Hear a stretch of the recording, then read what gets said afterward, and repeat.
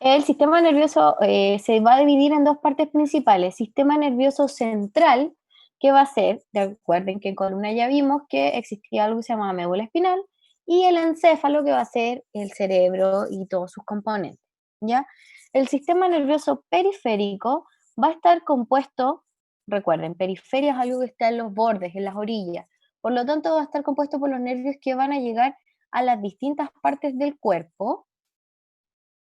eh, Puede ser. No vamos a mover más el mouse. Em, y, por ejemplo, tenemos los nervios craneales, los nervios espinales y los nervios y troncos del sistema nervioso autónomo. Eso significa SNA. Em, Tienen que saber, por ejemplo, que si alguien pone un dedo en la estufa o en el fuego o en lo que sea, va a haber una señal que va a viajar desde esta yema del dedo hacia el brazo, va a llegar al plexo braquial, que es donde están todos los nervios del brazo, y del plexo braquial va a llegar a la médula. De la médula va a viajar hacia arriba, hacia el cerebro, hacia la corteza cerebral. En la corteza cerebral se va a integrar el reflejo y van a decir, chuta, no estamos quemando el dedo. Saca el dedo de ahí, sácalo de la estufa. Y yo ahí recién me voy a dar cuenta que me estoy quemando y voy a sacar el dedo. Obviamente eso ocurre en fracción de segundo y es gracias a los potenciales eléctricos que tienen las neuronas. Ya nosotros funcionamos mucho con electricidad.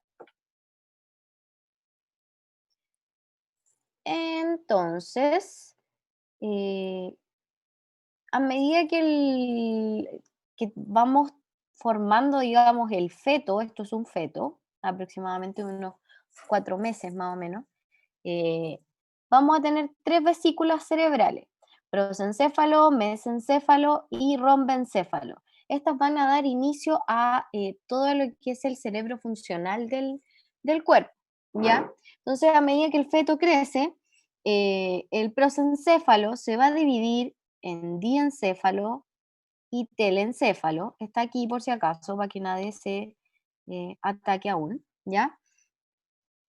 Y a partir de esto se van a desarrollar los hemisferios cerebrales. Ya recuerden que tenemos dos hemisferios cerebrales, ¿ya?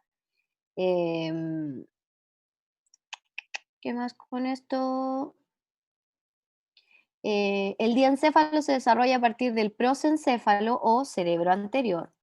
Aquí está, ¿ya? Y una de las tres partes del encéfalo al inicio del desarrollo embrionario del sistema nervioso. Las otras dos secciones iniciales son el mesencéfalo, que unirá las distintas partes del cerebro, y el rombencéfalo, que dará lugar al cerebelo, al bulbo raquídeo de la médula. ¿Ya? Entonces, chicos, nos vamos a ir fijando que tenemos acá el telencéfalo, que es el cerebro verdadero, ¿ya? Acá es donde está la corteza, este es el típico cerebro que vemos en los monos animados, que vemos en un museo, etcétera, etcétera, etcétera. Esta es la parte que uno ve, ¿ya? Se puede dividir el cerebro completo, digamos, todo esto que está en la imagen, en una gran parte, en una gran cantidad de subcomponentes, ¿ya?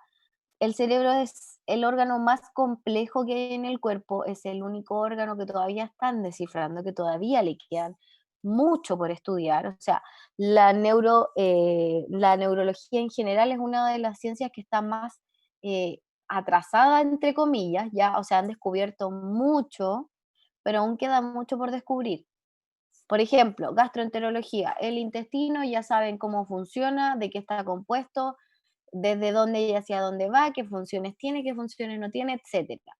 El cerebro aún tiene muchas funciones y muchas cosas que no se han descubierto, muchas áreas que si se dañan pueden generar distintos efectos, etcétera, ¿ya? Em,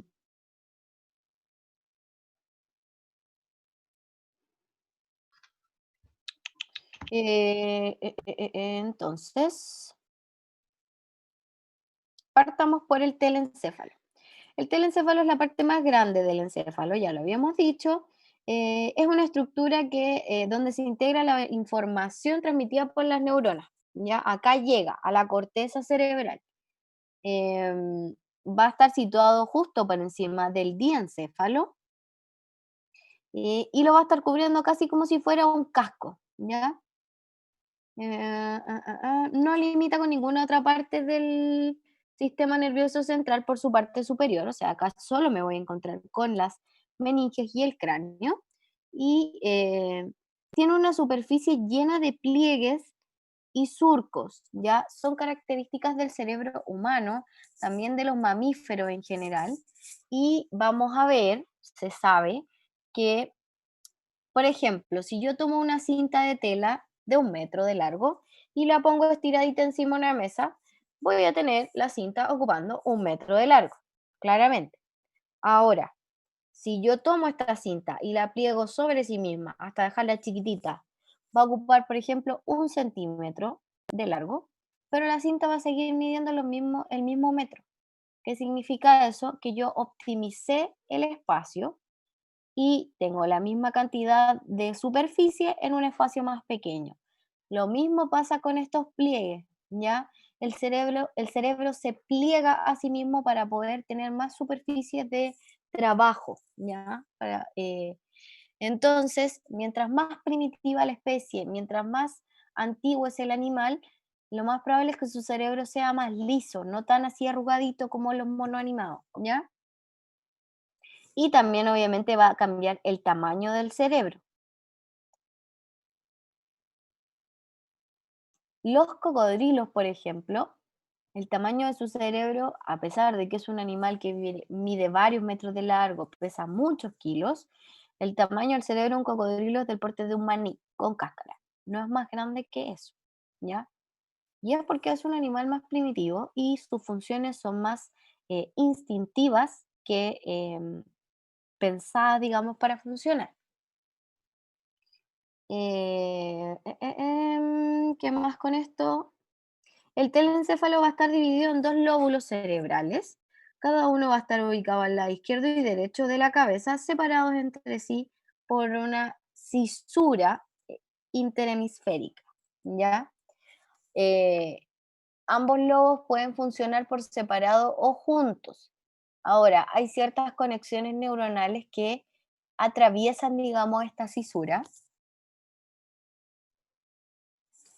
y complican un poco la conexión, o sea, y hacen como más densa la conexión. Antiguamente, uno de los tratamientos de la epilepsia era separar estos dos hemisferios, se cortaban simplemente, y muchas veces se detenía la epilepsia, pero comenzaban otro tipo de síndrome, ¿ya? Que era, por ejemplo, como se llamaba el síndrome de la mano loca. ¿Qué significa eso? Con una mano yo me estaba abrochando la camisa y con la otra me la estaba desabrochando. ¿Por qué? Porque el cerebro al no conectarse producía que las manos, por ejemplo, hicieran efectos contrarios. Denme un segundo, chicos, que hay un compañero.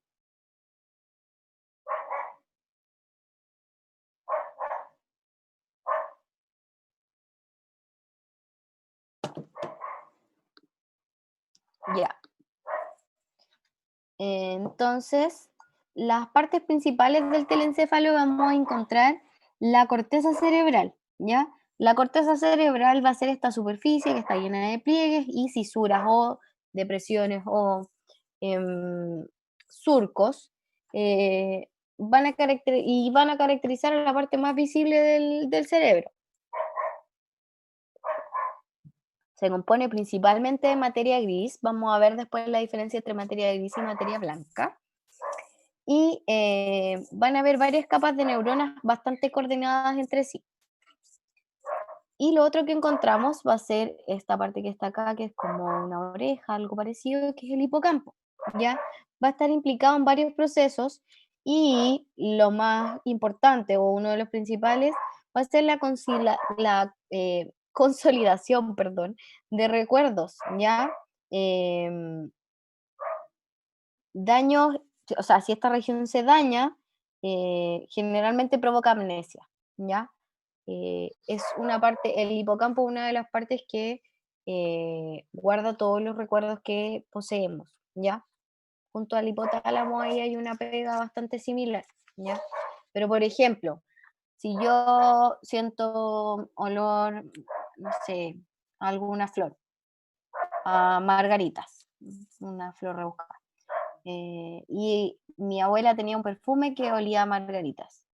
Entonces yo cuando huelo las margaritas me acuerdo de mi abuela. Eso es un recuerdo que va a ser procesado en el hipocampo. ¿Ya? Es como medio romántico igual, pero esa es la función. ¿Ya? Em, ¿Qué más es importante acá? El bulbo olfatorio, eso es súper importante.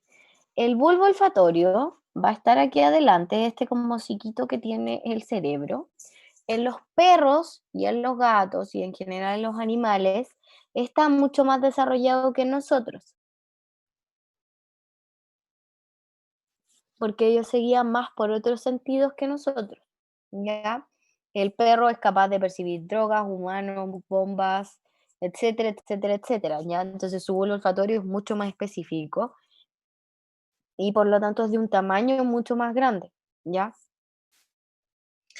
Es una de las partes del cerebro más antiguas, corresponde a los sentidos más primitivos, eh, y va a estar situado en la parte más baja y craneal de la corteza cerebral, ¿ya? Recibe la información olfativa que va a llegar directamente desde el exterior del cuerpo, es decir, desde la nariz, ¿ya? No es como los otros estímulos. ¿Qué significa esto? Por ejemplo, el ejemplo del dedo que yo puse en la estufa. Ese tiene que viajar por toda la columna, o sea, por toda la médula, pasar por el tronco encefálico y llegar al telencéfalo, integrarse en la corteza y después devolverse para avisarme que yo me estoy quemando. En cambio acá simplemente ingresa el olor, se detecta qué olor es y listo. Ya es bastante más rápida la reacción. Ahora, también va a tener una relación, recuerden, con el hipocampo, como les decía, el olor a flores, el olor a pan, etcétera, ¿ya? Va a ser la vía de entrada de un tipo de información que no tiene que pasar por el tálamo antes de repartirse por el cerebro. El tálamo está acá en el diencéfalo, lo vamos a ver, ¿ya? Em, entonces, tal y como hemos visto, las funciones del telencéfalo dependen en gran parte de en cuál de sus componentes nos vamos a fijar. ¿Ya? Si atendemos al hecho que la mayor parte de este se compone por corteza cerebral, podríamos decir que principalmente se encarga de integrar toda clase de informaciones acerca de lo que ocurre en el exterior y de las acciones que van a ser emprendidas en algún momento futuro por el individuo, ¿ya?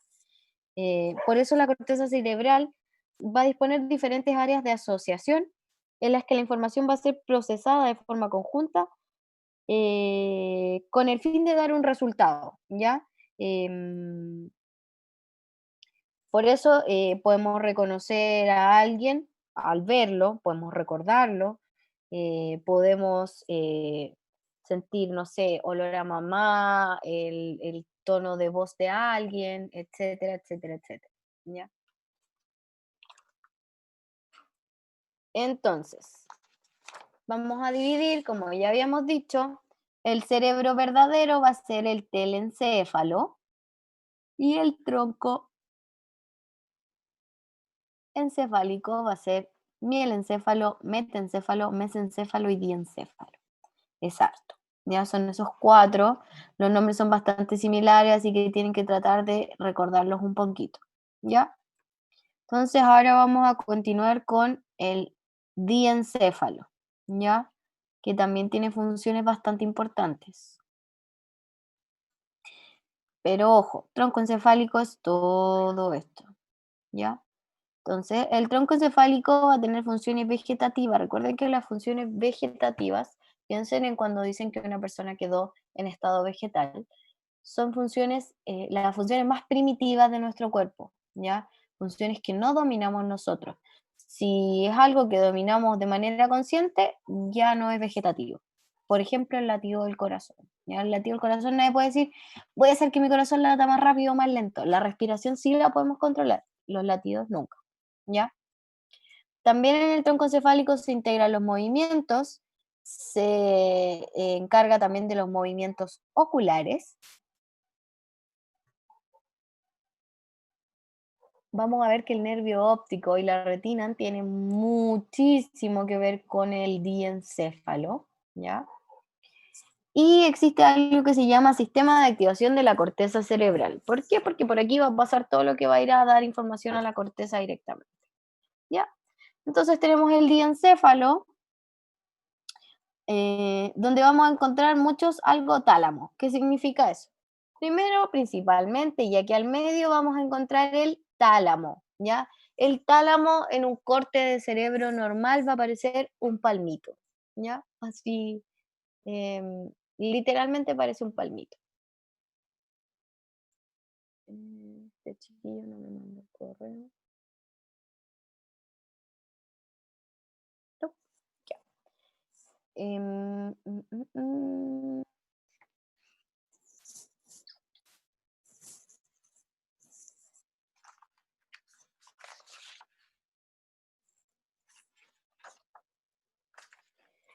Em,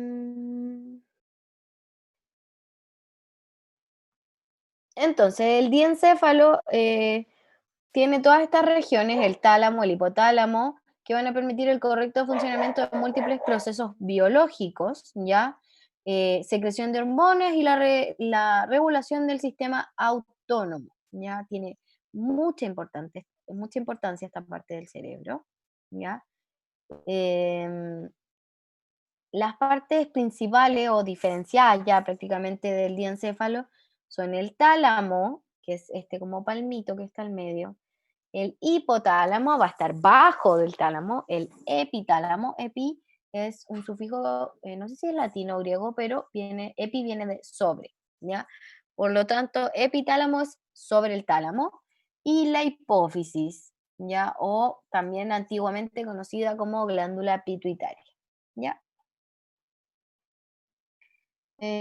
Finalmente también encontramos unido a todo esto el nervio óptico, ¿ya? Eh, la cavidad que se forma por estas estructuras, o sea, que se forma alrededor, esto amarillo, se llama tercer ventrículo, ¿ya? Eh, va a amortiguar los efectos de los traumatismos que pudieran llegar a dañarla y vamos a ver en concreto el sistema ventricular una vez que terminemos con estas partes del cerebro, ¿ya? Entonces, partamos por el tálamo. El tálamo va a funcionar como una especie de núcleo, ¿ya? Para las conexiones que hay entre la corteza y las estructuras que están bajo la corteza o subcorticales, ¿ya? Em, recibe aferencias sensoriales, excepto las olfativas. Recuerden que las olfativas llegan por el bulbo olfatorio. em, y las transmite a los lóbulos cerebrales eh, en el cerebro, ¿ya? Esta estructura tiene un papel de regulación de la conciencia y del ciclo del sueño, ¿ya? Obviamente, si es del sueño, también es de la vigilia, y va a influir en la motricidad del cuerpo, ¿ya? Luego vamos a encontrar el hipotálamo. Todas estas estructuras están bastante relacionadas y tienen harto que ver con la homeostasis interna del cuerpo, para que estemos como en sintonía, digamos, ¿ya? El hipotálamo está bajo el tálamo y sus funciones principales incluyen conectar los sistemas nerviosos, o sea, nervioso y endocrino. Recuerden que el sistema endocrino es el sistema de las hormonas, ese lo van a ver en fisiología y también en reproducción.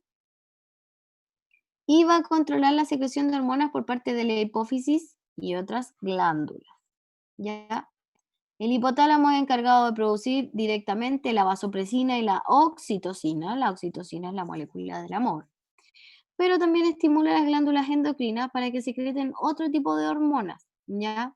Es clave para la regulación de la homeostasis del organismo, eso ya lo habíamos dicho, porque va a intervenir en la sed, el hambre, la temperatura, los ritmos circadianos, que son los ritmos del sueño, el estrés y otros procesos corporales, ¿ya? Junto al hipotálamo y muy relacionado con su función va a estar la hipófisis o antiguamente glándula pituitaria. Es una glándula endocrina, o sea, genera hormonas, ¿ya? Que está adherida al hipotálamo y es muy importante para el crecimiento, la regulación de los riñones, la función sexual, la reproducción, entre otras cosas, ¿ya? Va a tener dos lóbulos, un lóbulo craneal y un lóbulo caudal. El craneal va a ser la adenohipófisis, o anterior también puede ser lobo anterior, y el posterior va a ser la neurohipófisis, ¿ya?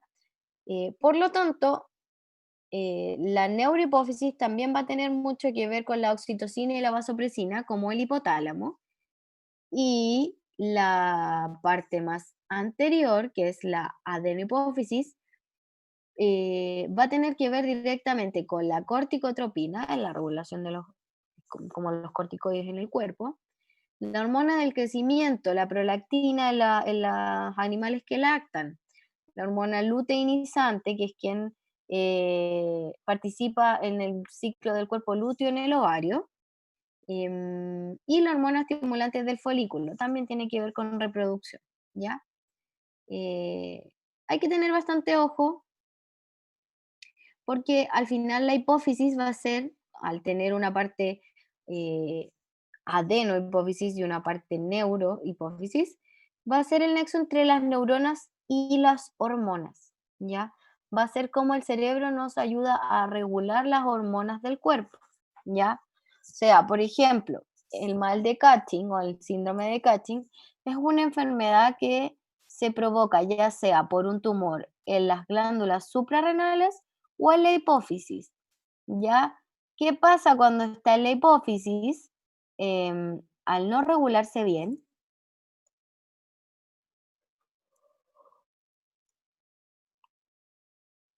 se me seca la boca. Al no regularse bien, produce mucha sed. Yo hablando de sed. Por lo tanto, en el mal de Cushing es un animal que va a tomar mucha, mucha, mucha, mucha, mucha, mucha agua y por lo tanto va a hacer mucho, mucho, mucho pipí. Eso se llama oliguria, o sea, perdón, poliuria. La poliuria es cuando orinan mucho y polidipsia, ¿ya? La polidipsia es cuando toman mucho líquido, ¿ya?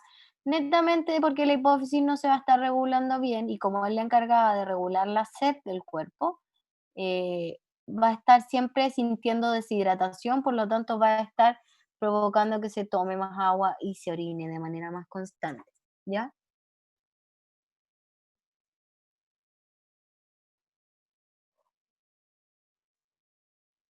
Luego tenemos el epitálamo. El epitálamo es una estructura cerebral compuesta principalmente por algo que se llama glándula pineal, ¿ya? Antigua, o sea, los más místicos también la conocen como el tercer ojo. ¿Qué significa eso? Eh, es fundamental en los ciclos circadianos, recuerden que son los del sueño, y estacionales. Por lo tanto, va a ser quien se encarga de regular el sueño y en el caso de de los animales, el ciclo reproductivo. ¿Por qué? En esta zona del cerebro se produce algo que se llama melatonina. La melatonina se produce cuando se está durmiendo y cuando se está en oscuridad. O sea, dormir de día no me sirve para producir melatonina. ¿Ya? En los animales, el exceso o la falta de melatonina por mucho o poco sueño van a tener que ver en algunas especies directamente con la reproducción. Por ejemplo, las ovejas se reproducen en días cortos, o sea, en invierno, y las gatas se reproducen en días largos, en primavera, ¿ya? Y eso tiene que ver netamente con el epitálamo. ¿Por qué le decían tercer ojo? Porque como se regula con la luz, em, al final es como si se pudiera ver de alguna forma eh, para poder regular esta parte del organismo, ¿ya? Luego tenemos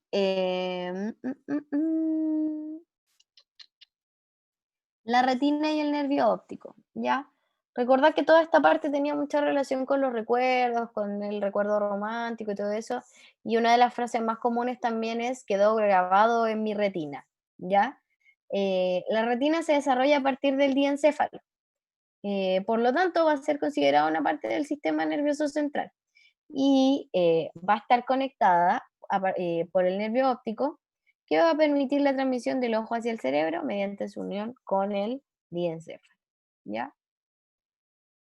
Finalmente, lo que encuentro en el diencéfalo, que está ahí en amarillo, es el tercer ventrículo. Los ventrículos cerebrales, como ya habíamos dicho, ya habíamos hecho como una vuelta, circula el líquido cefalorraquídeo, y va a cumplir funciones bastante similares a lo que hace la sangre en el cuerpo, eh, además de proteger el tejido neural de golpes o lesiones, ¿ya?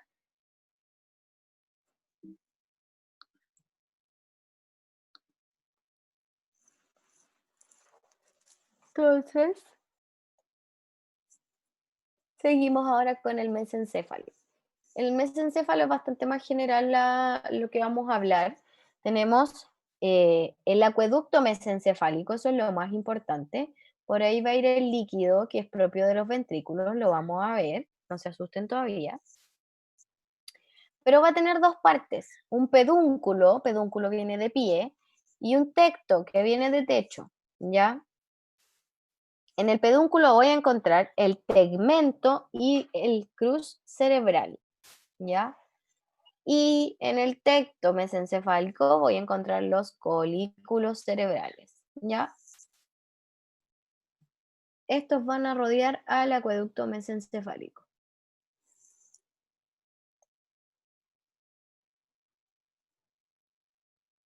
Luego del acueducto mesencefálico, recuerden que teníamos diencéfalo, mesencéfalo, metencéfalo y mielencéfalo, ¿ya?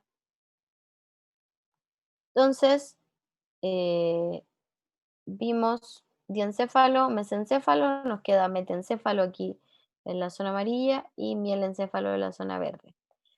¿Qué va a pasar aquí? Va a existir algo que se llama fosa romboidea y estas dos estructuras van a formar el piso del cuarto ventrículo cerebral, ¿ya? Vamos a ver el sistema ventricular, no se preocupen. Entonces, estas son algunas de las funciones del cerebro divididas respectivamente donde deberían funcionar. O sea, si yo hago una tomografía cerebral o un TAC, lo que voy a ver va a ser, por ejemplo, si hago cierta acción o qué sé yo, se van a activar y se van a ver luces o colores en ciertas partes de este cerebro, ¿ya? Por ejemplo, aquí abajo tenemos el lobo piriforme, que va a estar conectado directamente con el bulbo olfatorio, por lo tanto va a estar encargado de la olfacción, ¿ya?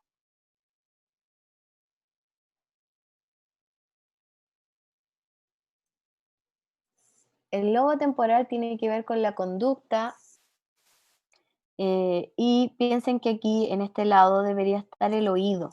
Por lo tanto, va a tener que ver también con la integración de los sonidos mediante la audición y recuerden que el oído medio tiene que ver mucho en la participación del equilibrio. Ahora, ojo, este no es el mismo equilibrio que se describe en el cerebelo después, ¿ya? Este equilibrio es el que tiene que ver con vértigo, con ese tipo de cosas.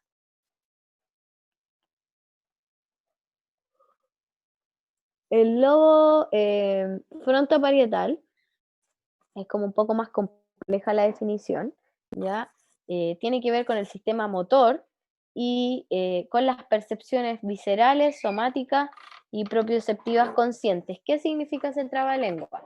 La propiocepción es la idea o lo que yo asumo respecto de mi cuerpo con el medio ambiente. Es decir, si voy caminando con los ojos cerrados y topo una superficie con el pie, lo más probable es que yo voy a levantar el pie. para subir escalón o para hacerle el quite a esa superficie, ¿ya?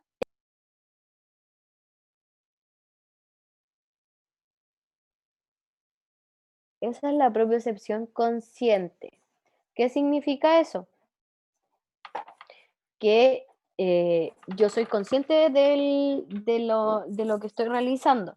En los perritos se evalúa tapándole los ojos, subiéndole la cabeza y acercándolos a la mesa. ¿Qué pasa? Al acercar la patita a la mesa, debería topar la pata y al momento que topa la patita en la orilla, el perro va a intentar apoyar, ¿ya? Esa es la propiocepción. Mm, mm. Entonces, acá tenemos los giros. Recuerden que dijimos que esto nos ayuda a aumentar la cantidad de tejido importante. Y los surcos, ¿ya? Existen algunas enfermedades, vamos a buscarla al tiro y se las voy a mostrar, que son capaces de alterar completamente la estructura del cerebro, ¿ya? Un segundo. Fíjense acá, así, una búsqueda muy rápida en Google. Un cerebro con Alzheimer se va a ver así. Fíjense los surcos, son mucho más profundos. La cavidad de los ventrículos también es gigante.